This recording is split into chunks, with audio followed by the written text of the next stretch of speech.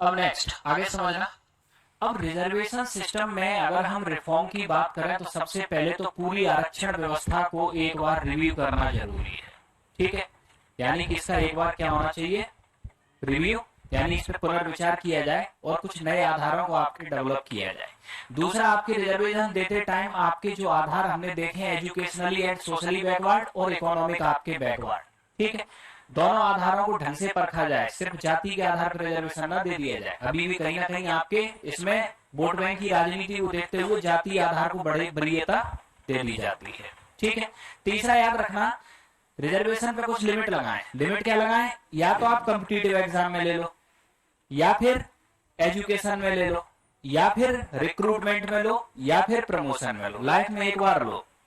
Life में एक बार लेने से क्या होगा, अन्य लोगों को उसका फायदा मिलना शुरू होगा। यानी एक ही व्यक्ति ऐसा नहीं है, पहले कंपटीशन में भी, फिर एजुकेशन में भी, फिर रिक्रूटमेंट में भी और फिर प्रमोशन में भी, यानी एक ही व्यक्ति बार बार रिजर्वेशन लेता रहे। ये भी सुधार किया जा सकता है।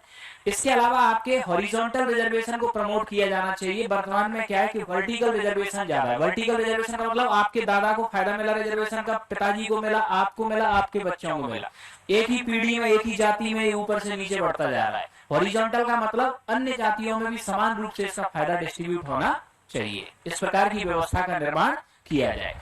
इसके अलावा आपके ऐसा भी सोच सकते हैं, रिजर्वेशन देने की जरूरत ना, इकोनॉमिक असिस्टेंस प्रोवाइड करा दो।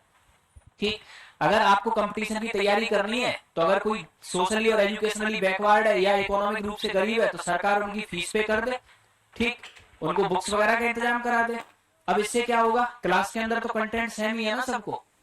अब योग्यता उत्तरजीविता का सिद्धांत लागू होगा, जो योग्य है वो क्वालिफाई करेगा। ठीक, ये भी किया जा सकता है। अब इसके बाद में नेक्स्ट, हाँ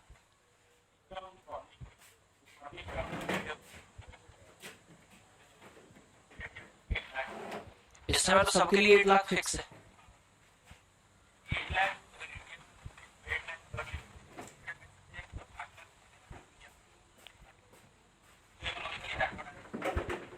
कहना तो नहीं सकते, लेकिन अब सरकार ने माना है तो हम सरकार को चैलेंज कैसे करें। सिस्टम में प्रॉब्लम है, जैसे कोई SC ST इंटेलिजेंट स्टूडेंट है, वो सीधा 100 के 100 नंबर मार रहा है आपके, तो इससे क्या हुआ, उसने अपनी सीट तो खाली की, जनरल की एक खत्म कर दी। ये प्रेजेंट में सिस्टम होता है। तो व्यवस्था फिर ये होनी चाहिए, तो फिर वहां जैसे कि अगर वो SC ST तो उसे फिर अपने ही दायरे में कंपटीशन करने दें। 100 नंबर है तो वो उसी के में रहे, वो जनरल की तरफ शिफ्ट ना करे। ये समस्या है, इस पर विचार किया जाना चाहिए। जिनमें सुधार हो सकते हैं और जो नहीं हुए हैं उसको अपन रिकमेंडेशन में दे सकते हैं, ऐसा भी हो सकता है। लास्ट, ये तो सिर्फ इकोनॉमिक आधार पर दे दिया गया है। लास्ट रिव्यू का हुआ क्या था कि कुछ समय पहले RSS प्रमुख मोहन भागवत ने एक स्टेटमेंट दे दिया था कि बहुत जल्दी सरकार रिजर्वेशन सिस्टम का क्या करेगी, रिव्यू करेगी। अब ये सरकार का स्टेटमेंट नहीं था, मोहन भागवत का स्टेटमेंट था। और इस स्टेटमेंट के जस्ट 15 दिन बाद थे बिहार इलेक्शन, तो बीजेपी दड़दड़ा गई बिहार में सिर्फ एक स्टेटमेंट से। वो तो बीजेपी ने दिया भी नहीं था। तो यहाँ आपके रिजर्वेशन के खिलाफ बोलने का मतलब अपनी कुर्सी गवा देना, इसलिए सरकार इस पर हो जाती है चुप। 2018 में क्या हुआ था, हाँ बिल्कुल, उसी के बाद तो ये स्टेटमेंट 2019 का जो बिल आया था। अब नेक्स्ट, तो पॉलिटिकल पार्टीज क्या है, पॉलिटिकल पार्टीज बचती हैं इस पे देने से। बचती इसलिए क्योंकि यहाँ सीधा सत्ता का पूरा परिवर्तन हो सकता है एक स्टेटमेंट से, इसलिए पॉलिटिकल पार्टीज को उन्हें तो नौकरी चाहिए नहीं, आपको चाहिए, आप समझते रहो। ठीक है, अब आते हैं इससे आगे। तो आर्टिकल 16 तक हम लोगों ने देखा। अब आर्टिकल 17, भारत के अंदर 2 चीजें आपके, एक रिजर्वेशन, एक कास्ट बेस्ड पॉलिटिक्स और एक रिलीजियस बेस्ड पॉलिटिक्स। इन पे आपके कितनी डिबेट कर लो उतनी कम। इसमें आपके सकारात्मक पक्ष भी देने वाले बहुत हैं, नकारात्मक पक्ष भी देने वाले बहुत हैं, लेकिन हम इसमें ज्यादा डिबेट में पढ़ नहीं सकते। हमें तो सिर्फ अपनी बैलेंस अप्रोच को रखना है।